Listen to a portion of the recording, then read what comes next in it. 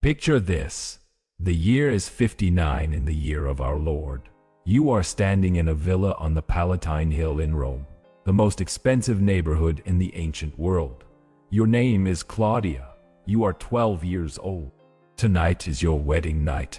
The man waiting in the bedroom is 53. His name is Marcus Aurelius Cotta. You met him twice, once at the betrothal ceremony when you were 10, once at the wedding this morning. Your father is a senator. This marriage secures a political alliance. Your mother has spent the last week preparing you for what will happen tonight, and you are terrified. This is not a horror movie. This is Tuesday in the Roman Empire. The Romans kept records, detailed records. Marriage contracts, medical texts, letters from mothers to daughters, poetry that reveals what happened behind closed doors. What I am about to show you is based on those sources, the documented reality of Roman marriage that history classes skip over. The system that turned 12-year-old girls into wives. The cultural machinery that made it normally. The physical and psychological price they paid. This is that story, focused on one girl, Claudia, whose life is recorded in fragments across multiple sources that, when assembled, reveal a pattern that affected millions. Act 1. The Preparation. Claudia was born in the year of our Lord 47, daughter of Senator Publius Claudius Marcellus. Roman law said girls could be married at 12, boys at 14, but here is what the law did not account for. Biology. Most 12-year-old girls have not finished puberty. Their bodies are not ready for pregnancy. Roman doctors knew this. Soranus of Ephesus, the most respected physician of the era, wrote explicitly about it in his medical text Gynecology, which survives to this day. He warned that marriage and pregnancy before age 15 was dangerous, that young girls were more likely to die in childbirth, that their bodies would be permanently damaged. Roman families did not care, because marriage was not about the girl. It was about property, politics, and bloodlines. Claudia's betrothal was arranged when she was 10. Her father and Marcus Cotta signed a contract. Dowry, 200,000 sesterces. Wedding date, 2 years later. She had no say in this. Roman law gave fathers absolute authority. Patria potestas, power of the father. Your father could sell you into slavery.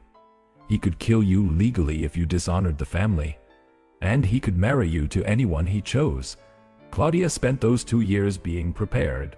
Think about what preparation means for a 10-year-old girl who will be expected to consummate a marriage at 12. Her mother, Aurelia, taught her the expectations, how to manage a household, how to supervise slaves, how to behave during dinner parties, and how to endure the wedding night. We know this because of a letter found in the Egyptian desert in the 1890s, written by a Roman mother to her daughter before the girl's wedding. The letter is fragmentary, but the surviving pieces are clear. The mother tells her daughter that the first night will hurt, that she must not cry or resist, that it is her duty as a wife, that her husband's satisfaction matters, hers does not. This was the preparation. Normalize the pain, accept the powerlessness. Claudia's wedding day arrived on March 15, 59 after Christ. The Ides of March, the same day Julius Caesar was assassinated 103 years earlier. The ceremony was elaborate. Hundreds of guests, sacrifices to Juno, goddess of marriage. The bride wore a flame-colored veil and a wreath of flowers. Claudia stood next to Marcus Cotta. She barely reached his chest. The pronuba, a married woman who served as witness, joined their right hands. The binding gesture, dextrarum iunctio. They spoke the vows. Quando tu Gaius, ego Gaia. Where you are Lord, I am Lady. But here's the thing about Roman marriage vows. They were not equal. The husband gained legal control over his wife. Manus marriage, they called it. His hand, his power. She became part of his family, lost her connection to her birth family. Her property became his, her body became his. She went from her father's authority to her husband's authority, without ever experiencing autonomy with age. The feast lasted for hours. Wine, music, ribald jokes from the guests about what would happen tonight. Claudia sat in silence. Roman custom said the bride should appear shy and modest, reluctant even, because enthusiasm would suggest she was not a virgin, and virginity was the single most important thing a Roman bride brought to marriage. More important than dowry, more important than family connections. If a girl was not a virgin, the marriage could be annulled, the family dishonored, the girl unmarriageable forever. So Claudia performed reluctance, even as her stomach twisted with fear. As evening fell, the guests formed a procession. They would escort the bride to her new husband's home. The ceremony called deductio, the leading away. They sang the Hymenaeus, the wedding song, loud, deliberately obscene. Sexual jokes shouted in the streets. When they reached Marcus Cotta's villa, Claudia faced the final public ritual. She smeared the doorposts with oil and fat, decorated them with wool. Then she was lifted over the threshold. The symbolism was clear. She could not enter willingly. She had to be carried, taken, like the Sabine women in Rome's founding myth. Abducted, forced into marriage. The origin story that every Roman knew. The guests finally left, the door closed, and Claudia was alone with her husband. Act 2. The night Rome prepared her for. We have to be careful here. This is where history becomes deliberately vague. Roman sources do not describe wedding nights explicitly, but they reference them in poetry, in medical texts, in legal cases about marriage consummation. And when you assemble those fragments, a pattern emerges. Catullus, the poet, wrote wedding poems, Carmen 61 and 62. They are considered literary masterpieces. They are also horrifying when you read them closely. He describes the bride as frightened, crying, being conquered by her husband. He uses military language, invasion, victory. The same language used to describe Rome conquering provinces. Ovid, in his Ars Amatoria, gives advice to new husbands. He says, explicitly, that some force is acceptable, that women say no when they mean yes, that resistance is part of the game. This was not fringe thinking. This was mainstream Roman culture. Now apply that to Claudia, 12 years old, with a man 41 years older. The medical evidence tells us what happened next. Serranus recorded that young brides frequently suffered tearing and hemorrhaging, that many developed infections, that some died. He recommended that husbands wait until their wives were at least 15, that they proceed gently, but Serranus also noted that most husbands ignored this advice, because the marriage was not legal until it was consummated, and consummation had to be proven. How did they prove it? The bedsheet, the next morning. The familia, the household slaves, would inspect the sheet for blood, evidence of broken virginity. If there was blood, the marriage was valid. If not, suspicion fell on the bride. Think about the psychology of this. You are 12 years old. You have just experienced something traumatic and painful, and the next morning, servants are examining the physical evidence of your pain to verify your worth. Claudia's sheet showed blood. We know because there is no record of annulment. The marriage was valid. Act 3. The machine continues. The wedding night was not the end. It was the beginning. Roman law said a wife's duty was to provide legitimate children, especially sons. Claudia became pregnant within the first year of marriage. She was 13. This is where the statistics become truly disturbing. According to skeletal evidence from Roman cemeteries, young maternal mortality was catastrophic.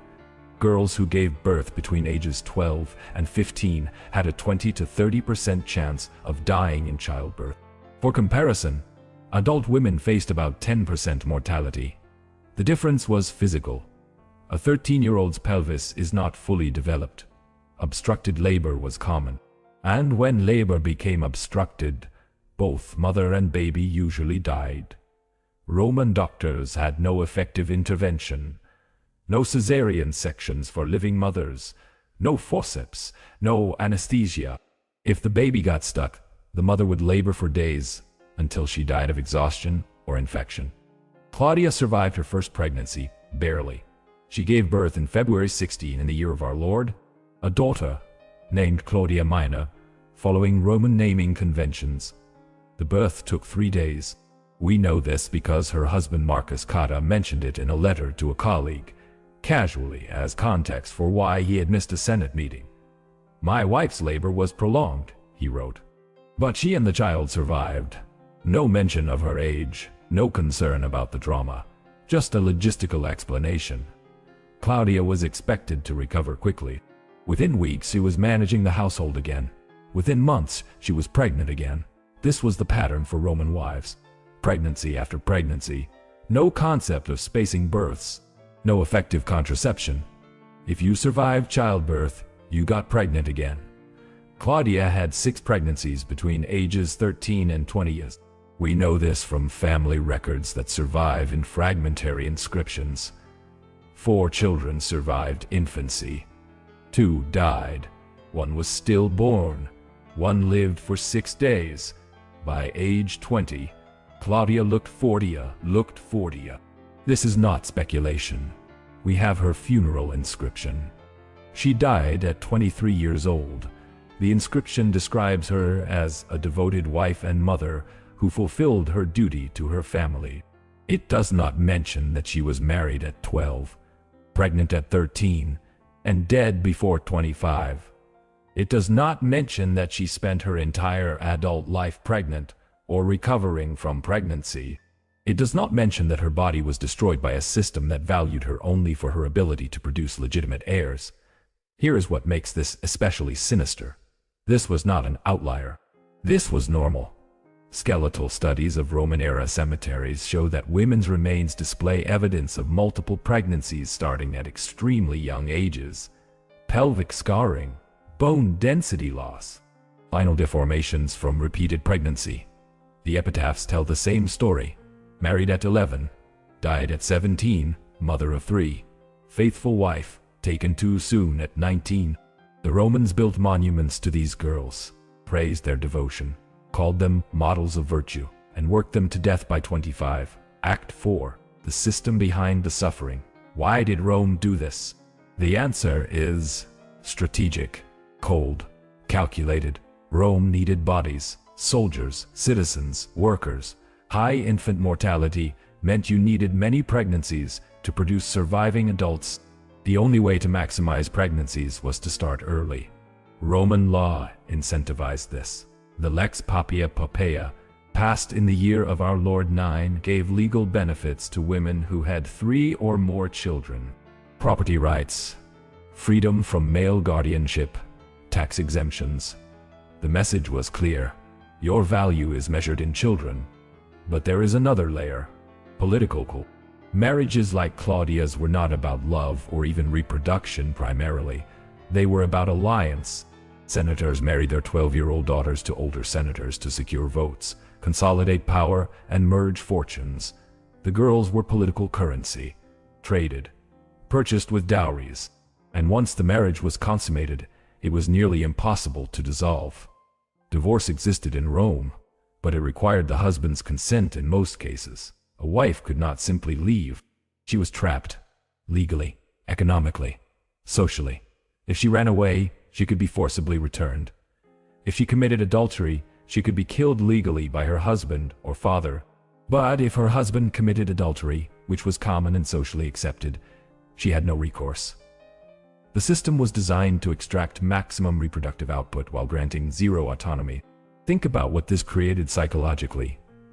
An entire society of women who were married before they understood what marriage meant, who were mothers before they stopped being children themselves, who had no framework for consent because consent was never part of their experience. The poet Sulpicia, one of the few Roman women whose writing survives, wrote about this. She describes marriage as a cage, love as something that happens despite the system, not because of it. Her poems were almost lost, deliberately excluded from major collections for centuries, because they told a truth Rome did not want remembered. Here is what haunts me about Claudia's story. She was not a victim of one bad man. Marcus Cotta was not uniquely cruel by Roman standards. He was normal. He followed the law. He did what every other Roman husband did. That is what makes this so disturbing. It was not a broken system. It was the system working exactly as designed. The question is not why individual Romans did this. The question is why an entire civilization built marriage around the exploitation of children and called it virtue. And what other normal practices from history are we still not looking at clearly? If this moment in history does not move you to learn more, you might be missing the lesson our ancestors died to teach. Claudia's grave inscription ends with a standard phrase: she lived well. By Roman standards, she did. She married appropriately. She bore children. She obeyed her husband. But she was 12 when they took her childhood, 13 when they risked her life for heirs, and 23 when her body finally gave out. The machine worked perfectly. It just killed her in the process. If this revealed something you have never